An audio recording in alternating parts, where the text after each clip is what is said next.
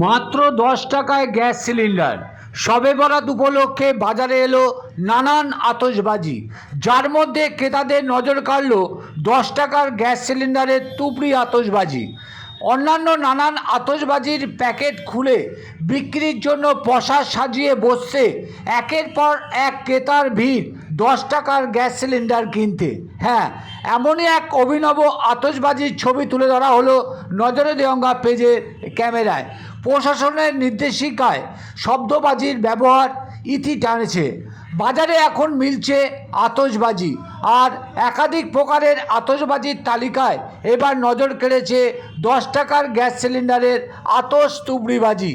Gas সিলিন্ডারের মুখে একটি সুতলি পলতে আছে, সেখানে আগুন জ্বালিয়ে দিলেই একেবারে আগুনের তুবড়ির ছটা ছড়িয়ে পড়বে চারিধার। মাত্র 10 টাকার গ্যাস সিলিন্ডার আতশ তুবড়িবাজি নিয়ে কি জানালো বিক্রেতা, তা শুনুন। পাশাপাশি দেখুন এই সেই গ্যাস সিলিন্ডার আতশবাজি।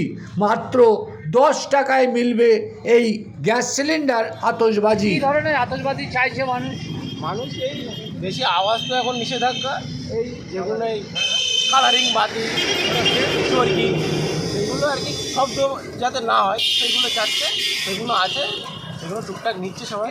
আপনার কাছে একটা নতুন জিনিস আমরা দেখতে পেয়েছি আতশবাজিতে, সেটা হচ্ছে গ্যাস সিলিন্ডার। গ্যাস সিলিন্ডারটা কি? এটা ওই ধরিয়ে দিলে একটু মানে ঘুরবে, বুঝলেন? ঘুরবে না তুবড়ি হবে? ওই তুবড়ি মতন হবে। এটা নতুন আমার ভালো লেগেছে বলে আমিও নিয়ে এসছি। এবারে কত করে বিক্রি করছেন এগুলো? ওগুলো 10 টাকা করে বিক্রি করছি। আপনার নাম কি? ওর নাম নাজিমুদ্দিন মোল্লা।